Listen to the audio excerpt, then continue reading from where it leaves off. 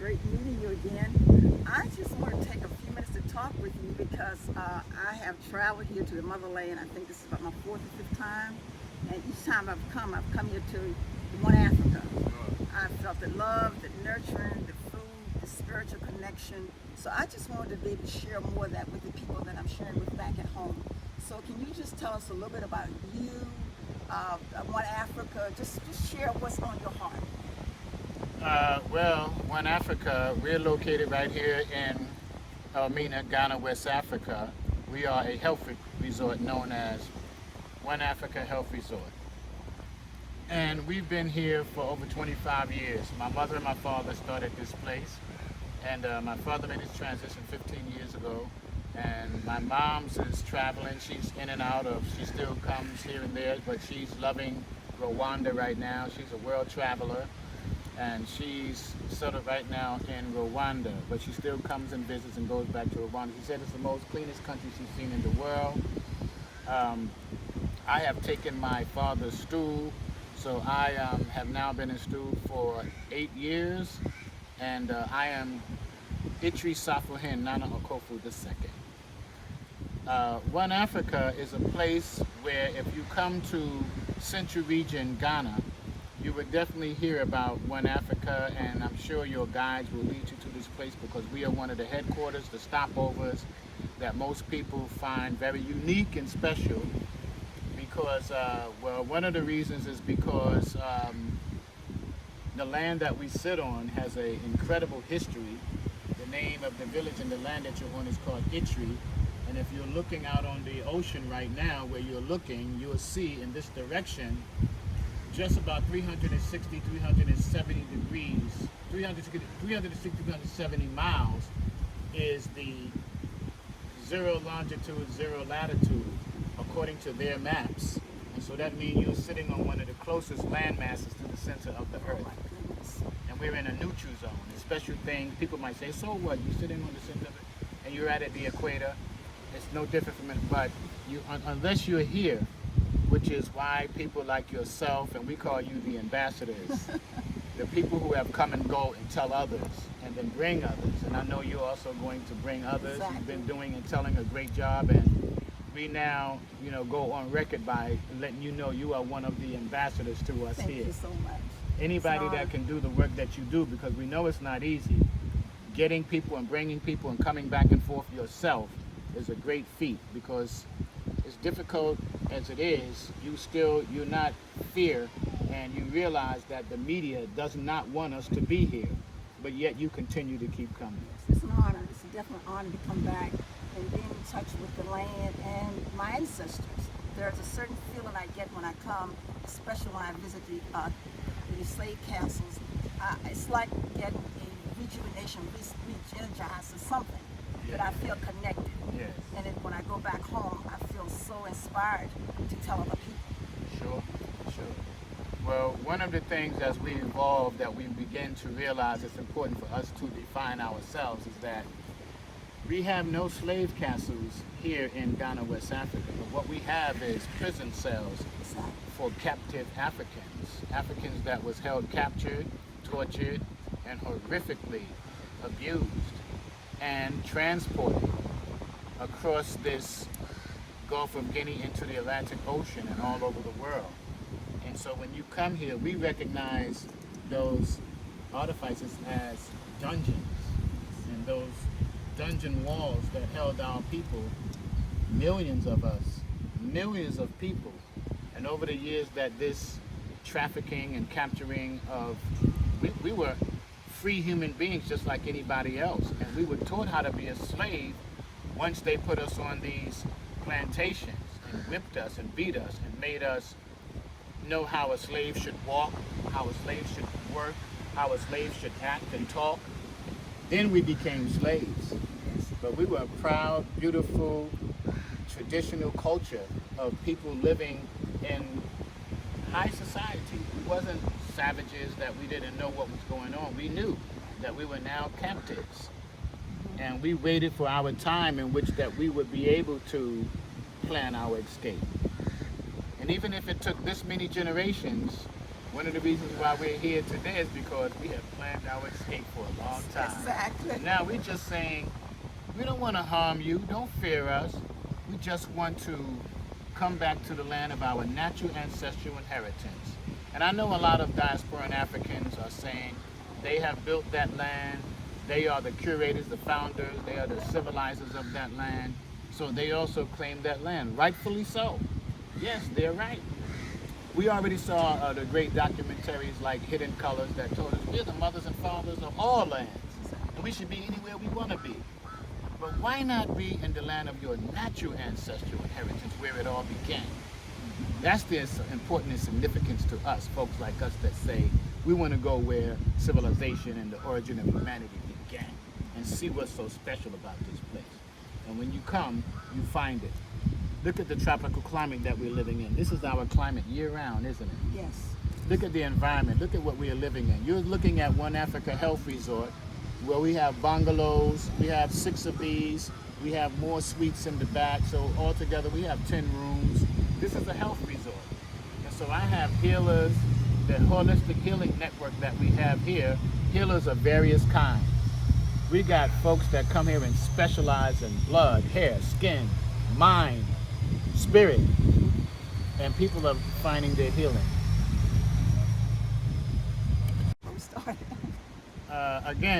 We took a little break, but here we are, and it's just so much information that we need to start sharing because, you know, the world is in such an array right now.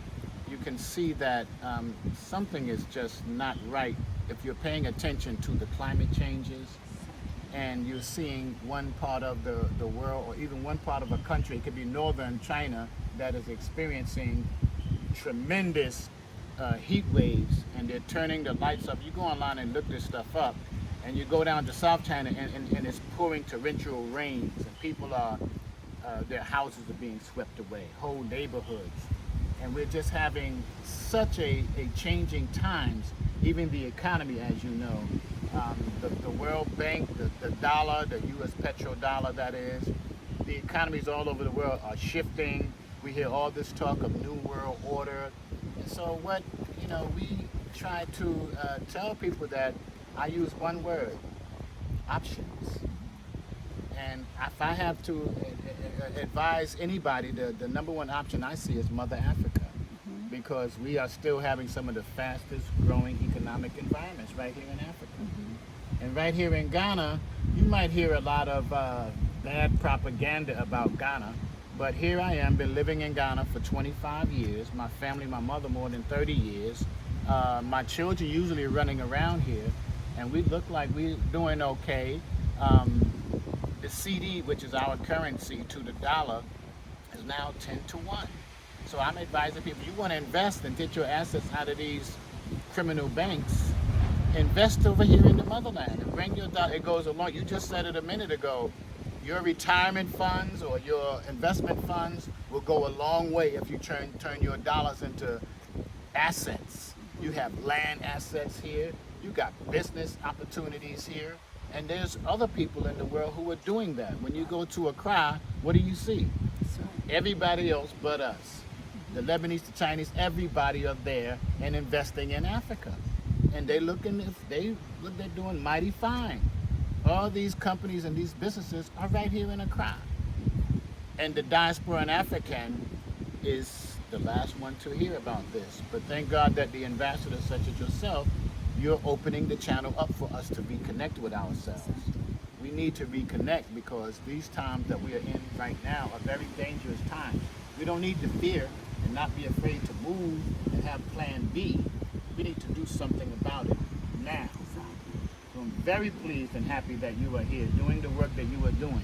And those who are here, we waited a long time for you to. One of the things that I would like to talk a bit about health a lot, because everything was about COVID in the United States.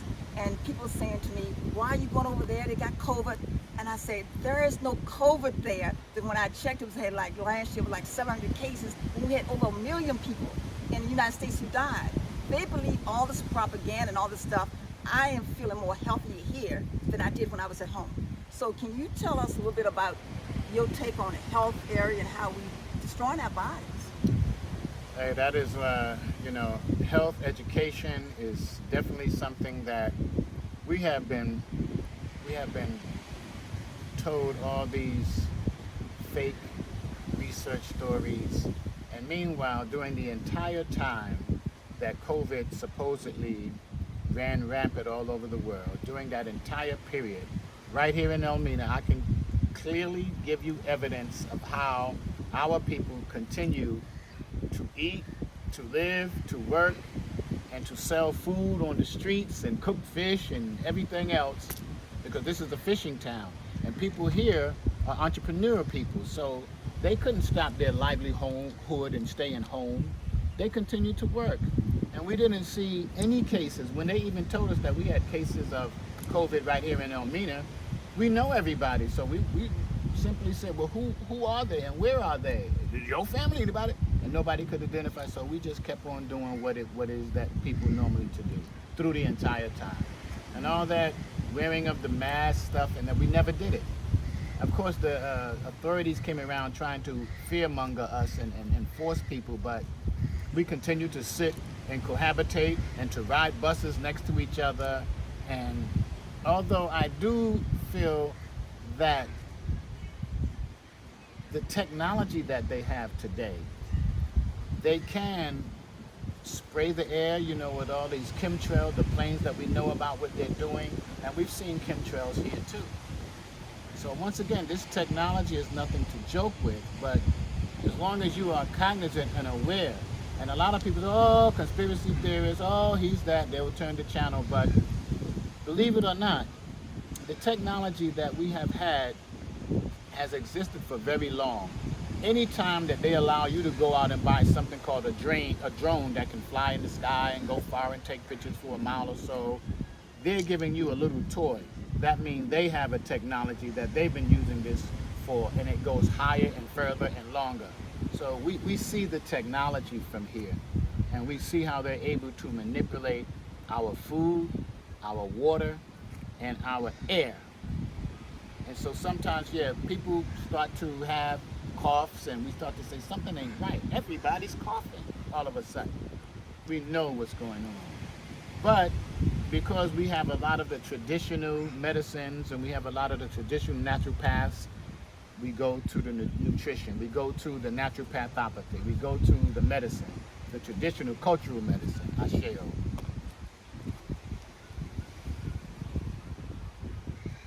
What you're looking at, and I know that my brother here who's on the camera, he's been indulging this every time he comes to One Africa. This is something locally we call shobolo, or we call it bisop.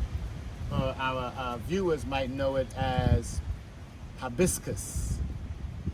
In the Bahamas and Jamaica and the Caribbean, they know it as sorrel. And it comes from the hibiscus plant.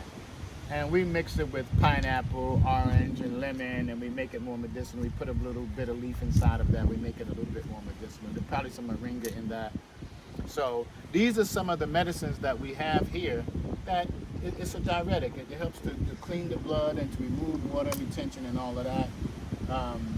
We have so much medicine around me in the back there. We have moringa trees. I have plantain. I have banana. I have lemon and orange. I also have mangosteen, which is outside, it's called noni fruit. Okay, right. Noni is the product from the mangosteen. And there's so much healing plants and medicine. Bitter leaf, pawpaw leaf is back there. You got even these branches, these, whenever you see something that looks like it's very protective, you see some of the spiny plants out there, you see the cactus plants, they're all medicinal plants. These are all medicinal medicines that are around us. You see my shrine right here. I keep my ancestors in the yard. You're looking at the shrine with the big stone right there. The stone, that's the ancestral garden. One of the things I always tell people is to remember your family members. You called on everybody else. Call on your own family members. Remember your family tree. Go out and learn who the eldest family members are. Ask them questions about who your great-grands are, what was their names, and those names can sometimes resonate with you. I had an Aunt Lulu, well, what did she do? Oh, they said she was jet black, she had long hair, and she was into medicine. Then you call her name, Aunt Lulu, Auntie Lulu. And you see how your ancestors respond to you. Yes. You know it's no coincidences in this world. Right. We're calling on all these other deities and gods and some religions and everything else. Call on your own family trees. Yes. Call on some of your own people. Your ancestors are always with you. And sometimes they're sending you message, they're sending you ideas, they're sending you protection, they're guiding you. They're waiting for you to wake up. Yes. You didn't get over here just because of your own recognizance. You've been guided by spirit. Exactly. And that spirit more than likely comes from your own family. Exactly. You've probably been here before. I feel like it. Most people do have that experience where they come here, they have these naming ceremonies that are very significant to their characters. They come here and they have experience and epiphanies. And they realize this place sounds and smells and feels familiar. Exactly. It's because we all have a derivative. That's why I said we can claim anywhere. Because we as people of color, as African people, we have been all over this planet. And now you're coming back to the original source. If we agree scientifically, biologically, that human beings started somewhere, it must be the place where they find the oldest remains of human beings. And Mother Africa so far is ahead with the finding of 4.5 million years old Lucy remains. Right. And even further than that, they're still not even uncovered. A lot of what Africa has is still uncovered. There's a lot of spirituality that's right here in this land that if I continue to talk and tell you some of my experiences in my 25 years, then I will lose your viewers because they will go, it can't be. But my sister, I kid you not, we have had some spiritual beings and we've had some sightings that have been witnessed by many of us. We have had some miraculous health recoveries where people came over here on their deathbed and have turned their life around because all that hocus pocus pharmaceutical jargon that they was told, they begin to wing themselves away of all these pills and bottles and tablets, and before they knew it, their mindset had changed and said, I don't need it. I can drink these coconuts. I can come and sit out in the sun. I can go and bathe in the Gulf of Guinea and take these bitter leaves and heal and cure myself. And we just show them the way. Well, can you just share a little bit, if you don't mind sharing a little bit about your baseline, because your background is in pharmaceutical work. Yes, so yes. you have something to measure that with. Yes, So can you just yes. share a little bit of that? Because I have so many friends who are taking multiple medications, and I'm saying to them, don't you know if you take that for one thing, it's going to affect something else? There's more natural ways, and like I have not eaten beef in 40 years. Because I read about it and I knew what it would do to my body. Yes. And so I just started changing my diet a lot. And I'm very healthy. I checked my blood pressure this morning. It's like 121/68. I don't have a blood pressure problem. I don't have a cholesterol problem. And they're saying, you're looking so good, you're looking so young, but it's taking care of this, what we call our holy temple, and taking care of your body. Well, once again, the proof is right here in front of us. Our viewers can clearly see and give testimony your strength, your aura, not just your physical beauty, but your spirit. You have a very high frequency in your spirit, a glow around you. You know, we had many years back, they have a camera that can take pictures of the human aura. We know what the human aura is. It's the light spectrum that we emanate from within our spirit. So this particular camera could take the picture and capture the different spectrums of color. And a lot of the times the spectrum of color would be blue, red, green, yellow, like this. But there was some point in time where the huge spectrum of color turned to only one color. It was indigo. And they dubbed these the indigo children. Maybe as far back as the 70s and 80s, these indigo children started coming in and they emanated a huge spectrum of indigo. Now we have to ask, what did that mean? Well, not only having this spectrum of color of indigo, but a lot of these beings that was born had phenomenal abilities, gifts, and talents. Some of them was musically inclined, mathematically inclined, extra perception inclined. And the rest of the world, they was born in all ethnicities. The rest of the world took their children of this nature and put them in special institutions to help them to harvest and develop their special blessings and gifts and talents. But in the West, they started dumbing these children down by creating these fake illnesses called ADD, HDD, and we started trying to slow them and stop their appearance on this earth. And now, when we look back, they have pushed a lot of these beings into other areas to distract them. Some of them are celebrities, so-called. Some of them are talented athletes, so-called.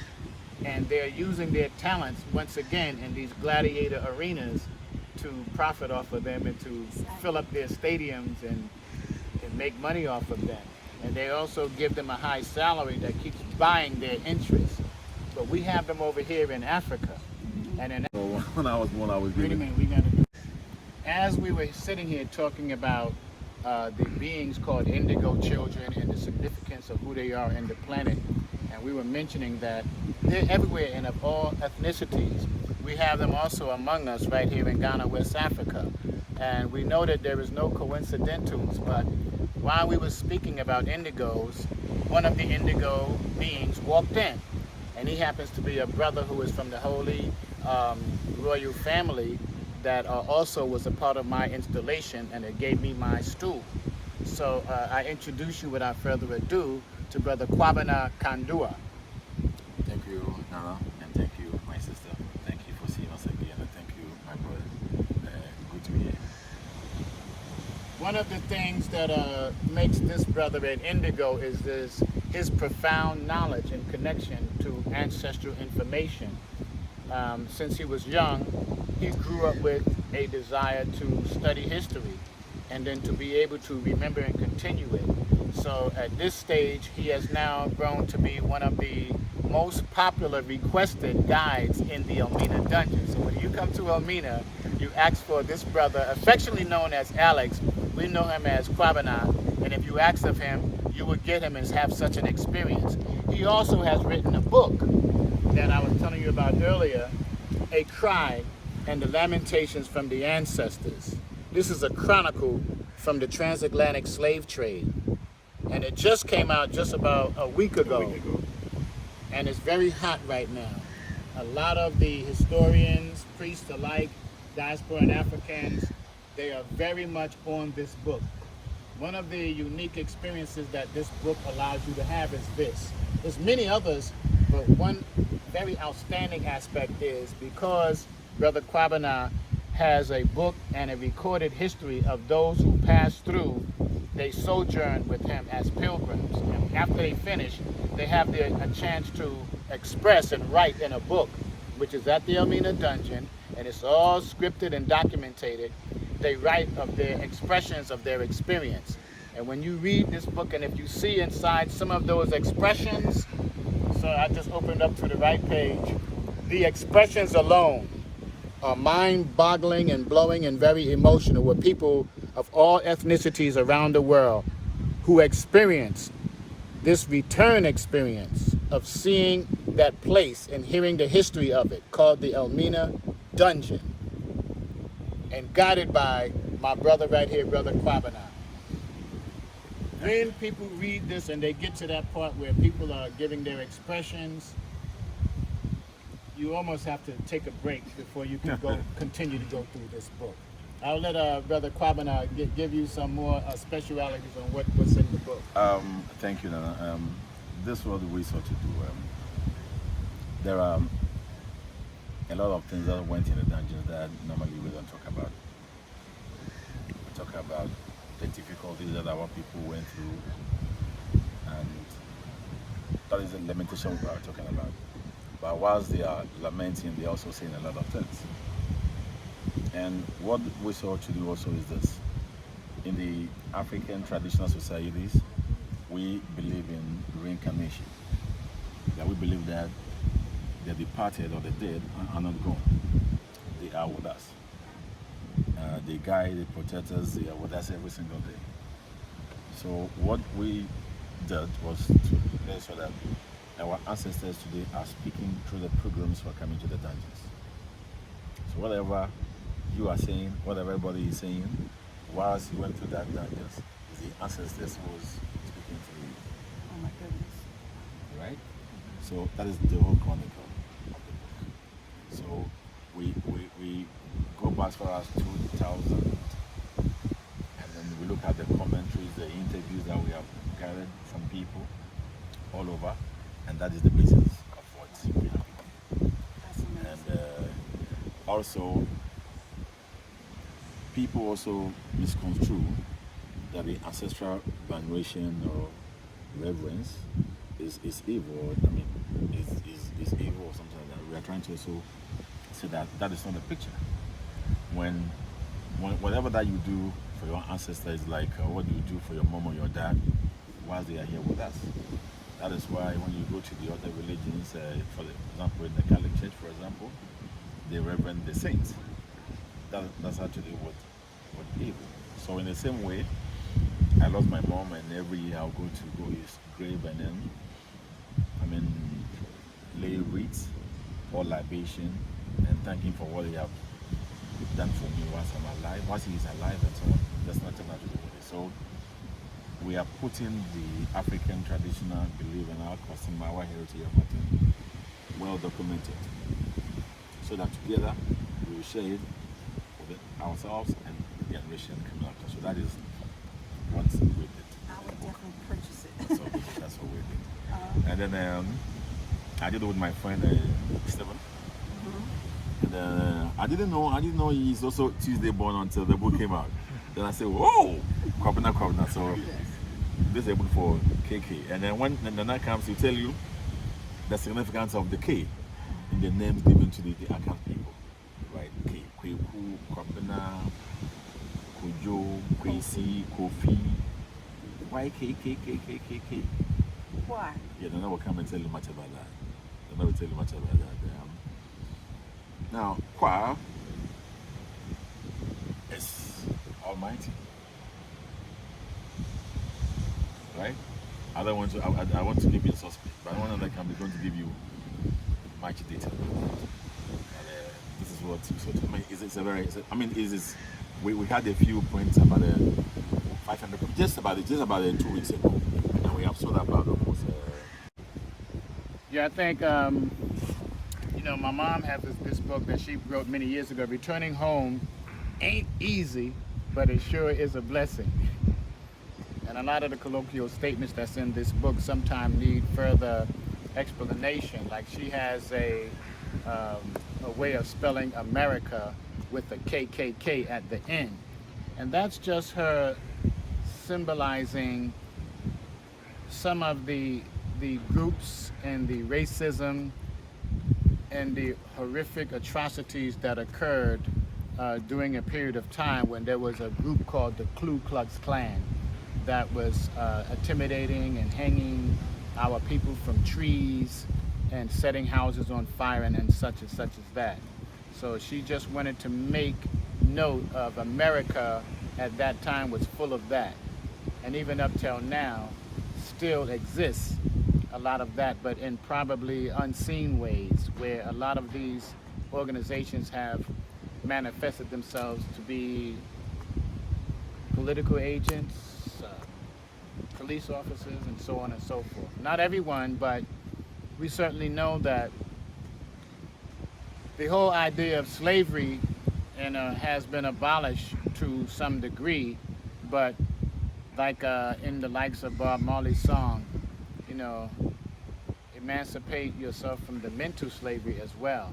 Because when you're still believing in a system that, and notice we say system, not a particular man or being, but it's a system that is designed all over the world to go against people of color and try their best to continue to discriminate and hide their racism, but yet still we see it everywhere. Yeah, we see it everywhere. Committed upon people of color, of all ethnicities. You go to across the, once again, I keep reiterating that these documentaries have already been done. If you haven't seen it already, go back and pick up Hidden Colors, and you will see how the original people of many lands were African people. And these are the things that we have to do. We got to remember. That's why books, and what my brother Kobena just said, is that the literal written history should be recorded. Right. Yeah, it should be recorded. It should be scribed. We would just like to summarize by saying, sorry about the noise in the background, but there's development coming all along these first world countries. And yes, I meant to say first world because we are not third world. We have been here longer than any other world, so let's get that right. All this language, the etymology of words, we sometimes get misconstrued because they make you think we're third world and living, but meanwhile the origin of civilization and humankind has come from where we're sitting right now. We brought all the sciences, didn't we? So why would we refer to this place as third world? It's because the media and those who continue to try and promote and market themselves and remove you from history and let you to think that you are sitting in third world. Have you seen where we are sitting? I already explained we're sitting the closest landmass to the so-called center of the earth according to their maps. Now we know we can go even further and beyond if we want to start talking about the reality of what we're existing in and how so much has been false, fictitious, and blatant untruths that our people are now awakening up to realize our position as people of color wherever we are on this planet. We are the original source, we're the original beings, we're the original fathers and mothers and kings and queens and makers and owners and rulers of this entire land. So we need to do the Sankofa principle.